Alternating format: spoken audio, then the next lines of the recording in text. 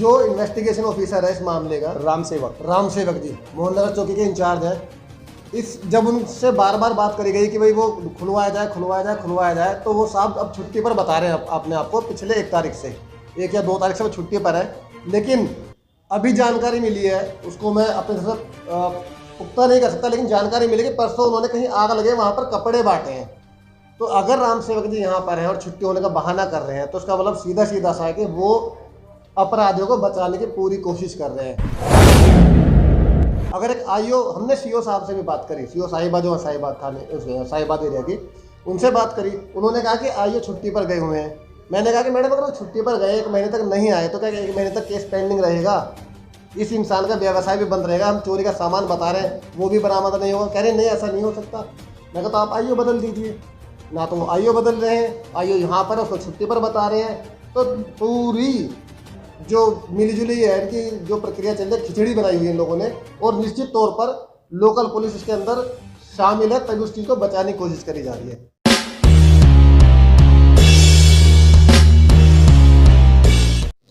आज गाजियाबाद के दलित व्यापारी हरीश जाटव ने एक बड़ी प्रेस कॉन्फ्रेंस गाजियाबाद में की। आपको याद होगा दिसंबर 2020 में हरीश जाटव की एक खबर प्रमुखता से हमने चलाई थी समतावाद टीवी के माध्यम से, जिसमें उनके करोड़ों के सामान का चोरी का उन्होंने आरोप लगाया था। अपने जो जहां उन्होंने मकान किराए पे लिया हुआ था, हरीश जाटव ने अपने मकान मालिक पर आरोप लगाया था कि जो उनका इक्विपमेंट्स है, जो उनके करोड़ों के सामान है, वो उन्होंने चोरी कर लिए हैं। और जगह खाली कराने के नाम पर बीजेपी के नेताओं ने उनको जान से मारने की धमकी भी दी। उन्होंने इस बाबत साहिबाबाद थाने में एफआईआर दर्ज करने के लिए अपनी तहरीर दी थी, जिसमें हम सभी लोग भी उनके साथ गए थे। लेकिन थाना साहिबाबाद के जो पुलिस अधिकारी हैं वो उस मामले को संज्ञान में नहीं ले रहे थे। बड़ी मुश्किल से जब समाज का दबाव पड़ा, हाय हुल्ला हुआ और एक धरने प्रदर्शन की बात हुई, तो उनको जिस दिन धरना प्रदर्शन होना था उस दिन ये अवगत कराया गया कि आपकी एफआईआर दर्ज कर ली गई है। आनंद फानंद में धरना प्रदर्शन को बंद कर दिया गया, कैंसिल कर दिया गया। लेकिन बाद में ये पता चलता है, जब वो एफआईआर की कॉपी लेने के लिए गए तो उस एफआईआर की कॉपी में SC/ST एक्ट नहीं लगा था, और भी बहुत सारे जो उन्होंने धाराएं लगनी चाहिए थी, उस एफआईआर को एक निम्न एफआईआर में लगा दिया है। एक छोटी सी एफआईआर मानकर वो चल रहे हैं। और साथ ही साथ जो इस पूरे मामले में जो आईओ हैं, उनके ऊपर भी उन्होंने गंभीर आरोप लगाए हैं कि जो आईओ हैं वो उनके मामले को कमज़ोर कर रहे हैं। और उन्होंने तो यहाँ तक एफआईआर लगा दी है कि इनकी चोरी ही नहीं हुई है। आइए देखते हैं आज की प्रेस कॉन्फ्रेंस में हरीश जाटव ने क्या अपील की है समाज से और मुख्यमंत्री योगी आदित्यनाथ से। वर्ष 2020 4 दिसंबर को आपने समतावाद टीवी पर एक खबर जो प्रमुखता से चली थी, दलित व्यापारी हरीश जाटव, उनका करोड़ों का सामान चोरी हो गया था। हमने आपको लाइव टेलीकास्ट दिखाया था किस तरह से उनको मकान मालिक घर के अंदर बंद कर कर भाग गया था। उसके बाद पुलिस आई, उन्होंने दरवाज़ा तोड़ा, ताले तोड़े, इनको बाहर निकाला। हमने आपको ये भी दिखाया कि किस तरह से इन्होंने थाना साहिबाबाद के जो SHO हैं उनके ऊपर जातिवादी होने के आरोप भी लगाए। इन्होंने आरोप लगाए बीजेपी के सांसदों के ऊपर, बीजेपी के विधायकों के ऊपर, जिन्होंने इनको जान से मारने की धमकी भी दी। आज पुनः आज 8 तारीख है, 8 जनवरी 2021, आज एक बड़ी प्रेस कॉन्फ्रेंस के जरिए हरीश जाटव जो है गाजियाबाद में इस समय हैं, और जानेंगे क्या वजह है जो आज प्रेस कॉन्फ्रेंस इनको करनी पड़ी। हालांकि बड़े जद्दोजहद के बाद SC/ST में इनकी एफआईआर दर्ज कर ली गई है, लेकिन SC/ST में नए अमेंडमेंट होने के बाद, जैसे कि नए अमेंडमेंट हुए हैं कि जब आप अपने घर में हैं, आपको कोई मारता है, पीटता है या जाति सूचक शब्दों से नवाजता है और आपके पास कोई सबूत नहीं है, तो आप उनके खिलाफ कोई कार्रवाई नहीं कर पाएंगे। उसी तरह से थाना SHO के खिलाफ हरीश ने ये शिकायत की थी कि उन्होंने ये कहा था इनसे कि हमारे थाने में दलित और मुसलमानों की एफआईआर नहीं होती है। इस बात को ये कैसे प्रूफ कर पाएंगे? आज की इस प्रेस कॉन्फ्रेंस का क्या मुद्दा है, आइए सीधा लेकर चलता हूँ मैं हरीश जाटव के पास। सर, मुद्दा तो ये है, इसमें आपने बताया था कि हमारी एफआईआर दर्ज हो गई थी। पहली बात तो इसमें SC/ST एक्ट ही नहीं लगाया गया, जो कि पिछली बार कोई नहीं लगा था, इसमें एक्ट वगैरह नहीं लगा था। जबकि हमारे को SHO साहब ने बता दिया था कि आपकी एफआईआर दर्ज हो गई है, वो भी धरना प्रदर्शन के कारण। जो हमारी एफआईआर दर्ज हुई है वो 3 धारा में हुई है, जिनका है 380, 342 और 506, जबकि ये बहुत ही मामूली धारा है। ठीक है, असली मायने में इसमें धारा जो लगनी चाहिए, हमने जो अपनी एप्लीकेशन दी थी, जो कि एप्लीकेशन 5 बार SHO साहब विष्णु कौशिक जी ने चेंज कराई थी थाना साहिबाबाद में, उसकी मेरे पास अगर रिकॉर्डिंग भी आएंगी और व्हाट्सअप के प्रूफ भी आएंगे जो उन्होंने बार बार मेरे से FIR जो एप्लीकेशन थी वो चेंज कराई थी।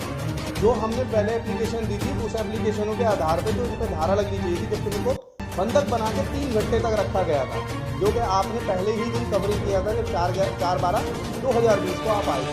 तो इसमें एक्चुअल में धारा लगनी चाहिए 147, 148, 149, 323, 307, 342 और 352, 380, 386, 392 और 395, 427 और 452, 457, 504, 506, 507, जबकि धारा एक्चुअल में इसमें ये लगनी चाहिए और भी इससे धारा है जो लगती इसके अंदर। अब हमने ये बात CO मैडम को जाकर के बताई कि मैडम ऐसे ऐसे बात है, और हमने उनको एप्लीकेशन दी थी। ये SSP साहब को हमने आकर के 28/12/2020 को फिर एप्लीकेशन दी थी और उनसे SSP साहब से मिले थे, और सिटी मजिस्ट्रेट को भी हमने ऑलरेडी एप्लीकेशन दी हुई है। ये सिटी मजिस्ट्रेट की एप्लीकेशन है जो कि हमने FIR के साथ दी हुई है, ये रही। और अभी जैसा कि जहाँ पर आपकी फैक्ट्री थी उसके नीचे वाली फैक्ट्री में दबिश दी गई थी, हाँ, वहाँ पे आपने सामान बरामद हुआ था। बाकी के सामान बरामदगी के लिए प्रशासन की तरफ से क्या सर बाकी की बरामदगी के लिए हमने IO साहब को जो विवेचक हैं उनको हमने फ़ोन किया तकरीबन 5 से 6 दिन पहले। तकरीबन हमने 27 तारीख को भी उनको फ़ोन किया था कि सर हमारा माल तो कम से कम बरामदी करा जाए। फिर हमारा कैसे सूत्रों से हमें पता लगा कि हमारा माल किसी कबाड़ी के पास गाजियाबाद में दिखाई दिया, तो हमने तुरंत ही विवेचक को फ़ोन किया कि सर ऐसे ऐसे माल हमारा यहाँ पर दिखाई दिया, आप आकर के इन्वेस्टिगेशन कीजिए। वो कहते हैं अभी तो मैं 5 दिन की छुट्टी पर हूँ, 5 दिन की छुट्टी पर हूँ, आप SHO साहब को एक बार फ़ोन कर लीजिए। हमने SHO साहब को फ़ोन किया, SHO साहब कहते हैं अभी मैं धरना प्रदर्शन में बैठा हुआ हूँ, अभी मेरे पास टाइम नहीं है, टाइम मिलेगा जैसी मैं तुरंत ही कार्रवाई इस पर करवाऊँगा। ना तो सर कार्रवाई हुई ना कुछ हुई। 23 तारीख को एप्लीकेशन, 23 तारीख को हमारी FIR दर्ज हुई है और 25 तारीख को ऑलरेडी इस पर FR कर दी गई है, जो कि हमने रजिस्टर में अपनी आंखों से चेक किया गया है। विवेचक ने इसमें लगा करके एप्लीकेशन भेजी है कि यहाँ पर कोई चोरी ही नहीं हुई, जबकि राम सेवक जो विवेचक हैं वो मेरे से 5/11/2020 को मेरी फैक्ट्री के अंदर ही मिले थे, जब उन्होंने मेरा लॉक खुलवाया था। लॉक खुलवाने के बाद इन्होंने ये कहा था कि बैठ के सलाह मशवरा करके इस केस को निपटा लो, अन्यथा तो किसी केस में इन्वॉल्व कर दिए जाओगे या किसी केस में फंसा दिए जाओगे, तब आपको जा करके पता लगेगा। इससे पहले आप इस केस को रफा दफा कर लो, जो अपने कोर्ट केस है सारी चीज़ें। मैंने उनसे यही बात कही थी, जो न्यायाधीश हमारे बैठे हुए हैं अगर वो जो है उच्च फैसला लेंगे उसी फैसले पे मैं काम करूँगा, उसके आधार पर उससे अलग जा करके कुछ काम नहीं करूँगा। मुझे क्या लगता है कि कांग्रेस की जो टीम आपके साथ लगी है, मैं आपसे पूछा हूँ तो आपको क्या लगता है कि इतनी बड़ी कांग्रेस की टीम के साथ लेकर उसके बावजूद भी आप लोग कहीं ना कहीं न्याय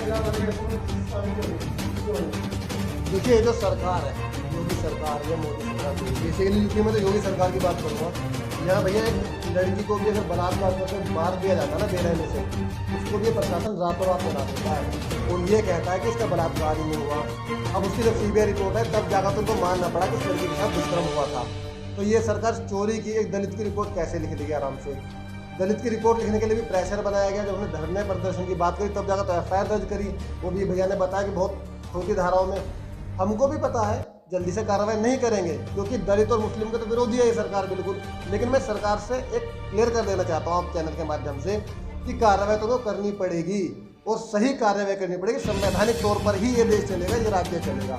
गैर संवैधानिक तौर पर जिस तरीके से धमकियाँ दी जा रही हैं, ये पेपर्स है कुछ जो यहाँ पर है, इसमें मैं आपको दिखा दूँ कि ये सारे वो जो रजिस्ट्री वाले भी पेपर है, कुछ रजिस्ट्रीज भी करी हैं हमने, हर एक जगह ये पेपर है। देखिए ये हम रजिस्ट्री कर चुके हैं। SHO साहब सारे बड़े दफ्तरों में बड़े अधिकारियों को ये कॉपी जा चुकी हैं, हर किसी के संज्ञान में ये है, लेकिन कार्यवाही में फिर भी इतनी देरी लग रही है।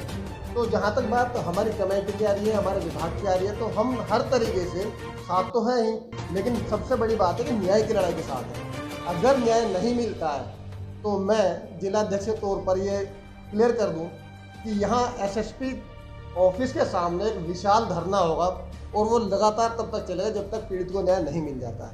ये मैं पूरा आश्वस्त कर देना चाहता हूँ। तो विशाल, हरीश, जब आपको पता चला कि आपका सामान किसी कबाड़ी का है, तो आपने पर्सनली अपने इस तरह कुछ जांच वहाँ पर करवाई किसी को भेजकर? सर जांच करवाई थी। जांच में उसमें उन्होंने बताया ये जो सामान है हमारा, जो ये एक लड़का था वहीं पे ही पसोंडा गांव का, वो बेच करके गया था। मैं कहा भाई कौन सा लड़का ये करेगी, ये तो हमें पता नहीं है कौन बेच कर गया था कौन नहीं। तो उसी टाइम ही मैंने SHO साहब को इसकी इत्तला दी, वो मेरे पास रिकॉर्डिंग भी हैगी। मैंने उनको बोला सर ऐसे ऐसे बात है कि मेरा सामान जो है वहाँ भी है, और कुछ सामान मैंने अपना अपनी फैक्ट्री पे था, जो कि राम सेवक जी से मैंने 15/12/2020 को जो फैक्ट्री खुली थी, जबकि जतिन गोयल की फैक्ट्री से मेरा जो माल बरामद हुआ था, उसमें मैंने ये कहा था कि माल बरामद हुआ है सर, ये एक इसमें लॉक और लगा हुआ है, जो कि जतिन गोयल ने खुद उसमें ये कहा था कि मकान मालिक का लॉक लगा हुआ है और मकान मालिक का इस पर कब्जा है, इस पर कोई ना तो खोलता है इसको, ना कुछ करता है, हमारे को कुछ पता नहीं है। जबकि जो नीचे वाला फ्लोर है वो फ्लोर जतिन गोयल के पास है, और उसमें वो व्यवसाय करते हैं। उसमें से उनको माल भी मिला था, सारी चीज़ मिली थी। ऊपर वाला जो फ्लोर है, तो 236 का फ्लोर है, उसमें उन्होंने ताला लगा रखा है। उसमें ऑलरेडी हमने वैसे करके वीडियो बनाई थी एक उस तरीके से, उसमें सारा माल हमारा वहाँ पर। जबकि हमने इसकी सूचना विवेचक को दी और SHO साहब को दी, और यहाँ तक कि मैंने CO मैडम को भी दी है, जो थाना साहिबाबाद की है, उनको भी मैंने ये सूचना दी है सारी चीज़। तो उन्होंने रफा दफा कर दिया। ये सूचना जब मेरे को 15/12/2020 को मैं वहाँ पर नीचे लॉक लगवा रहा था, लॉक लगवा करके इन्होंने क्या काम करा था, मेरे को 151 में बंद करवा दिया। बंद करवाने के बाद जो हमारे साथ बंद हुए थे, मनोज सिंगल थे, मनोज सिंगल का एक लड़का था जो बंद हुआ था हमारे साथ, इन्होंने मेरे को धोखाधड़ी से करके इस तरीके से करके वो बंद करा दिया। तब इन्होंने मेरे को, मनोज सिंगल ने जेल में, उसमें चौकी में, थाने के अंदर ही इन्होंने मेरे को ये कहा था, जब हम बंद थे कि लॉकअप में बंद थे, कि या तो इसे आराम से कर लो, अन्यथा तो तुम मार दिए जाओगे और कुछ नहीं है। क्योंकि हमारे साथ जो है उच्च अधिकारियों का हाथ है, और हमने वहाँ पर अच्छी पकड़ बनाई हुई और सेटिंग की हुई। तो मैं क्या, आप तो कहीं सेटिंग करो या ना करो, अगर सच्चाई मेरे में है तो वो सच्चाई सामने आएगी, अन्यथा तो अगर मैं झूठ हूँ तो झूठ रहेगा। सर मुख्यमंत्री जी से मैं यही कहना चाह रहा हूँ कि कम से कम जो दोषी हैं उनको, उन पर सख्त कार्रवाई हो और मेरा माल दिलवा जाए, और मेरा माल दिलवा के कम से कम मेरा व्यवसाय तो चले। अगर इस सही धाराओं में मेरी FIR दर्ज नहीं होती और मेरी एप्लीकेशनों पे नहीं हुए, मैं अनशन पे बैठूँ। सब्सक्राइब करें आपके अपने चैनल समता आवाज़ TV को, बेल आइकन दबाना ना भूलें, सबसे पहले हमारी वीडियो देखने के लिए।